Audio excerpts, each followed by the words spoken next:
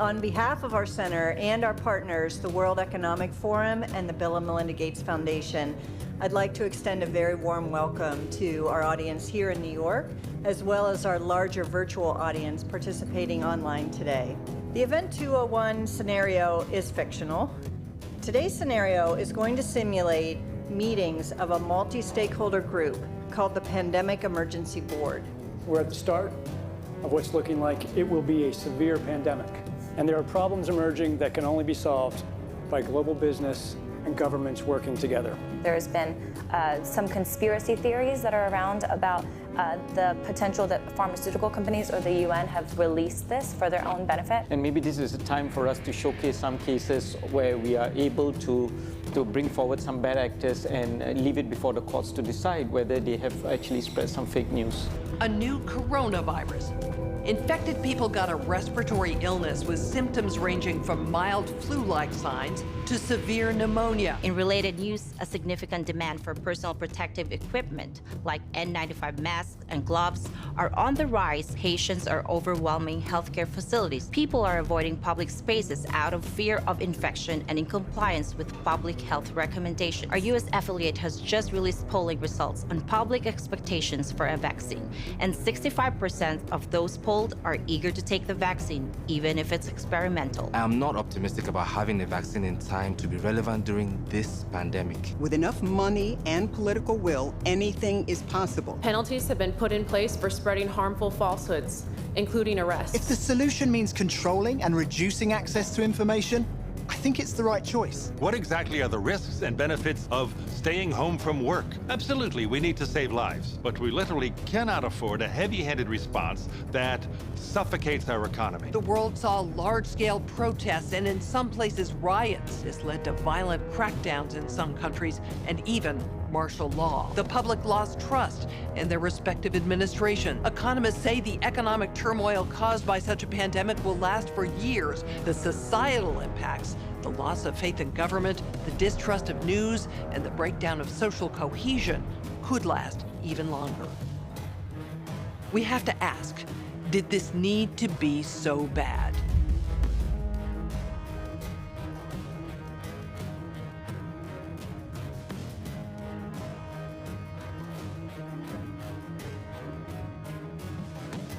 On May 4th, 2020, as part of a documentary series called Plandemic, I released an interview featuring science whistleblower, Dr. Judy Mikovits. The interview received fierce backlash for spreading what the media declared dangerous conspiracy theories. As a father and a veteran media producer, there was no way that I would release harmful information into the world during a moment as vulnerable as now. I had known Dr. Judy for 2 years before filming her interview. I read her book, then thoroughly researched and vetted her story. After interviewing her legal team, former colleagues, and people who have known her for decades, one thing I can say without question is, Judy Mikovits is one of the most honest, caring, and courageous women I've ever known. Why then would the most powerful forces of big tech, politics, media, and medicine go to such extreme measures to silence her voice all over the world? And why did all of the debunkers invest so much ink and airtime defaming Dr. Judy's character while avoiding very real revelations pertaining to patents, conflicts of interest, and the deadly corruption pervading our global health organizations? To get to the bottom of these questions, as well as many others, I've spent the last several weeks interviewing scholars from all over the world, among them top doctors, distinguished scientists, and Nobel laureates. I also sat down with Dr. Judy for a follow-up interview and to give her the opportunity to respond to critics. You can see that full interview on the Plandemic website. While you're there, make sure to dive down the rabbit hole, where you'll find additional videos, documents, and scientific studies that support the claims and perspectives put forth in the Plandemic series. Here are a few highlights from my follow-up interview with Dr. Judy. What do you have to say to the people who have tried to minimize your involvement with HIV by stating that you were at the bottom of the totem pole, 13th author of a 13-member group of scientists? Well, the 13th author is the senior author, so that means they're the most important author. Why did you agree to retract your own XMRV paper? The paper was actually force retracted. I was actually being held in jail. You told me that you had financial offers to remain silent. If you simply say you made a mistake and promise never to say another word, you can keep everything. You'll get all of your grants. You'll get everything back, millions of dollars. You'll get publication and funding. My lawyer said, that's the best offer you're going to get. I said, you don't understand me. I don't need an offer. I've already lost everything. If I thought even one child or one grandma was injured or killed because I didn't do something, that would have ended my life as I know it. There was no money you could ever pay me to get me to cover this up. I will never stop telling the truth.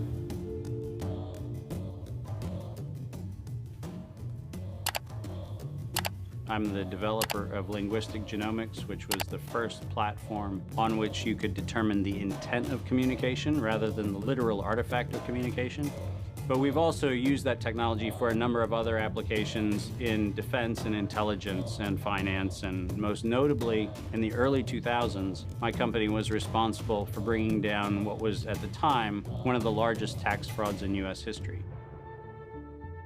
We maintained a series of inquiries into every individual, every organization, and every company that is involved in anything that either blurs the line of biological and chemical weapons or crosses that line in any of 168 countries.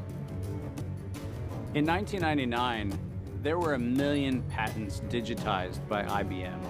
And those 1 million patents were the first time human innovation had been put into an electronic digital searchable format.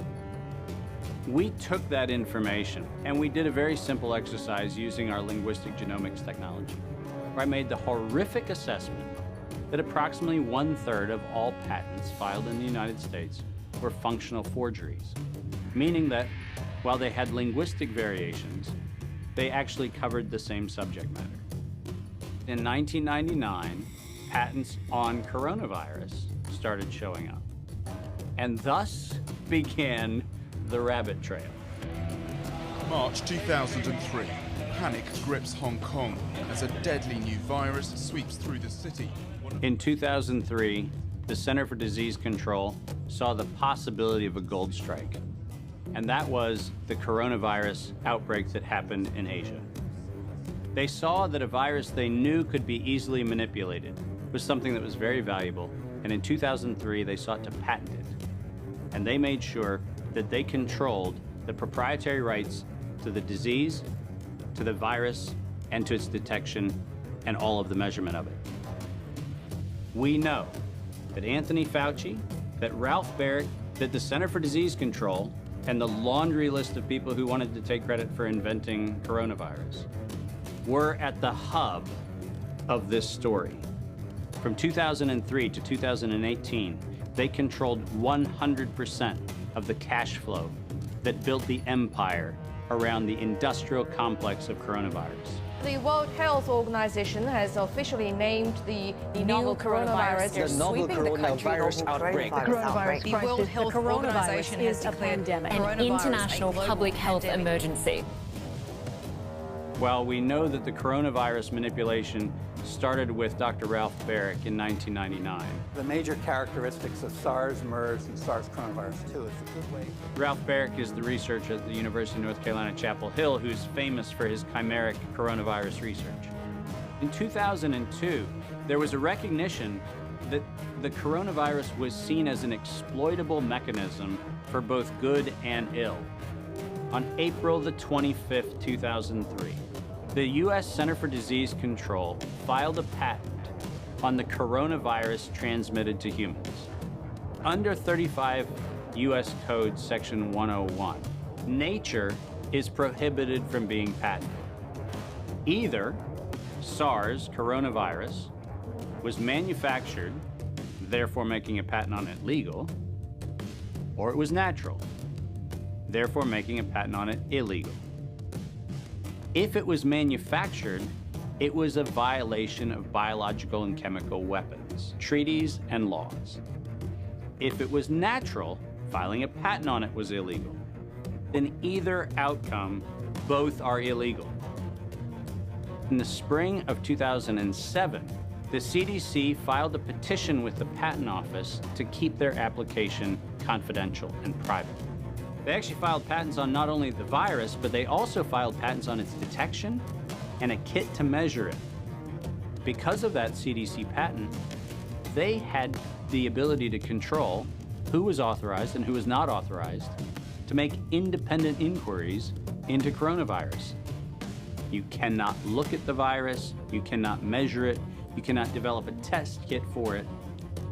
And by ultimately receiving the patents that constrained anyone from using it, they had the means, they had the motive, and most of all, they had the monetary gain from turning coronavirus from a pathogen to profit. Developing and owning a coronavirus vaccine has become a biotech arms race with political overtones. This vaccine gold rush is starting to bother me. Gold rush. Let's keep that in mind. And so somewhere between 2012 and 2013, something happened. The federal funding for research that was feeding into places like Harvard, Emory, University of North Carolina, Chapel Hill, that funding suddenly became impaired by something that happened at the NIH, where the NIH got this little tiny moment of clarity and said, I think something we're doing is wrong. And in 2013, the NIH said, gain-of-function research on coronavirus should be suspended. The National Institutes of Health had a moral and social and potentially legal reason to object to research. But the letters that were sent to the researchers essentially said, you are receiving notice that we're telling you to stop. And now on the bottom of the page, we're going to clarify what stop means. Keep going. But when the heat gets hot in 2014 and 15, what do? You offshore the research. You fund the Wuhan Institute of Virology to do the stuff that sounds like it's getting a little edgy with respect to its morality and legality. But do you do it straight way? No. You run the money through a series of cover organizations to make it look like you're funding a U.S. operation, which then subcontracts with the Wuhan Institute of Virology. The U.S. could say, China did it. China could say, the U.S. did it. And the cool thing is, both of them are almost telling the truth. Where did the coronavirus come from? There is a new investigation into its origins. U.S. intelligence officials tell NBC News that they are examining whether the virus accidentally came from a Chinese lab. Chinese officials pushing back against that claim on Thursday, tweeting that it might be the U.S. Army who brought the epidemic to Wuhan. I was the first person in the world to look at an epidemic and study its characteristics and prove that it was due to biological warfare and was not a natural occurrence. So I published that 28 years ago. Early in this pandemic, I did not think the coronavirus was a natural occurrence from bats. I feel quite convinced that this was a laboratory-designed organism. There have been hundreds and hundreds of leaks from high-containment laboratories that do research on pathogenic coronaviruses and other potentially lethal organisms. I was particularly interested in a paper that came out in Nature Medicine by 5 scientists claiming that it was definitely a natural occurrence rather than a lab construct. But the arguments they used did not hold water. They didn't really make a lot of scientific sense. And yet all kinds of very important people started parroting what this paper said.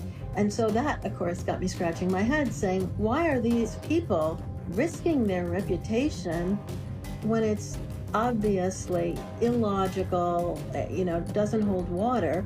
Somebody must have made them publish this, and somebody must have told these other people that they have to say it's a great piece of science. You were quoted as saying it was a meticulous job done professionally. It could be done by somebody very expert in molecular biology, I think. Mais c'est pas naturel, c'est ce que vous voulez dire? Non, ce n'est pas naturel, c'était un travail de professionnel, un travail de biologiste moléculaire. C'est un travail très minutieux, on peut dire d'horloger, on peut dire au niveau des séquences. Mais dans quel but? Dans quel but, ça n'est pas clair. Moi, j'expose, si vous voulez, mon travail, c'est d'exposer les faits, c'est tout. See, the problem with all of this is the evidence is right in front of our face. And when confronted with evidence, we are told fact checkers are somehow transcendent.